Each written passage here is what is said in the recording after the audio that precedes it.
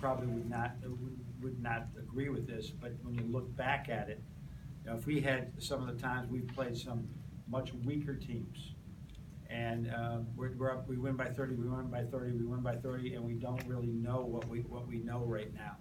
Now, none of these three teams we played probably are going to win the national championship, but at the same time, it gives us a great measure for ourselves to play under some duress and still win.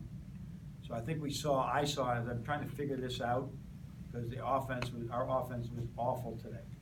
And I think a lot of that has to do that we hadn't played a game of man offense since maybe our scrimmage a little bit, where it was we really played well with our offense, and it was just stagnant and not good, and the ball was sticking all over the place, and we got to trust it more, and we'll be much better at it. Allowed 14 points at halftime. I don't care who you're playing after halftime is a stellar defensive job, and we're excited that we can do that. Mark? Coach, you mentioned you like playing games where your team is under duress. What sort No, of? I don't like it. Sorry. But when I look back at it, okay. I'm happy that we were able to do that. You know, what sort of things do you learn from games like these? Games like this right now, we need to really understand, you know, and work at what makes offenses click, right? What makes offenses click, and it's not clicking right now because the ball's sticky. We got to move the ball. We got to move the ball and just trust what it does. Andrew? And if once again, if it was a bad Doc Sadler plays really good defense. His teams, no matter where they've been, if it's a bad defensive team, it wouldn't have exposed that. The 20-1 run came with, you know, two reserves in the game. I guess, what did you see from that lineup? Well, John was both times. John, if you take the run we went on when John was in the first half too, I think it was good. That we played and trusted what we were doing, and a whole lot of good things were happening there. But you know, when our big man's rolling in the basket, he can get rebounds, right? And so that's what John was able to do. Ethan? Before a nice run to end the game, the team is 4 for 18 from behind the line. Is that a matter of the day, an early season struggle? What do you attribute that to?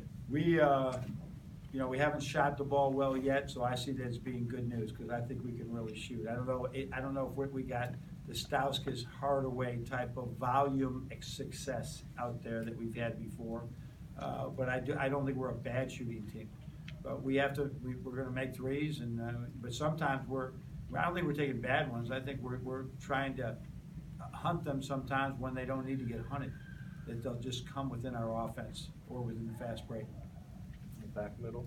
Starting midway through that second half, you guys seemed to switch every single ball screen, save for the ones where Teskey was involved, on Tyree Griffin. How come you guys made that change so late when he was exploiting you guys a little earlier? We did that the entire game. And we switched every ball screen except with the 5-man. I'll tell you what you might have saw in the at shot clock time. We switched even all five with the 5-man the first half. We decided the second half not to do that because it was isolating. Remember the last play we changed this in the first half. We put Isaiah Adam on the switch, and he still scored. We wanted to see Muhammad or Xavier Duran in front of him all day long when we could.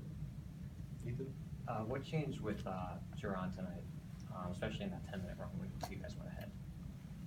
I think you know what I like about Duran right now. He understands that probably we're not known for defense, but we're not going to play guys if they're not going to really guard the ball and buy into all of it, right? Unless they're have an incredible skill set at the offensive end.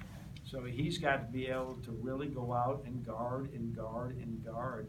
And he bought into that today, and it was a big change not a big change, but that's the type of progress he's making with us right now. That he knows he wants to play minutes. Well, you're going to be in a situation where you need to go out there and really guard, and you'll get more minutes. On your right with Zach. You mentioned the 14 points in the second half. I think it was 6 in the first 10 minutes too. I mean, is there something in the second 10 minutes in the first half that maybe you saw differently with their defense? No, you know, let's face it. I think they made 9 points off just step back threes in that first half, and those are really tough shots to defend. I mean, I don't know if anybody can defend a couple of those shots that they made. At one time, Duncan gave too much help on the corner 3. Another time, the lefty was a step back. They're really hard. They're the last shot we want to take, but they're a shot clock shot, and sometimes they're going to go in. But number 5, Griffin, you know, This is his 4th year. He started at times for Oklahoma State. He's a little guy, but he's got some pop to his game. He was really good in the first half. Right in front with George.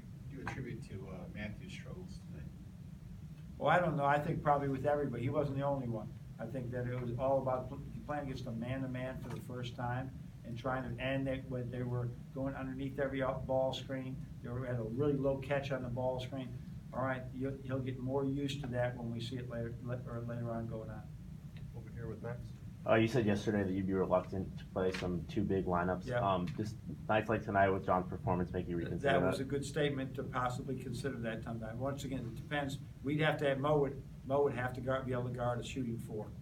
And I think that he's closer to that than he's been in the last 2 years. So we could have, depends on the opposition. Anything else?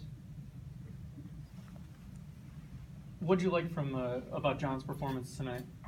You know what he's really doing is he is really pursuing rebounds. He was a guy that would box out and keep boxing out and take himself out of the play. And we got a hit and go get attitude with him. We also think he's a great passer, and now we want him to start to fade. You watch him. I want him, when he gets the rebound, I want him facing the other way so he can start to break. He's still learning those things. But his game, he just lets the game come to him, and his whole idea is, John, you don't need a whole lot of moves.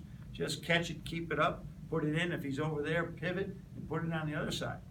And but he can, if he just gets to the glass every time and gets to the glass, he's going to be able to clean up things like that as well. So we'll pop him sometimes because he can shoot the 3.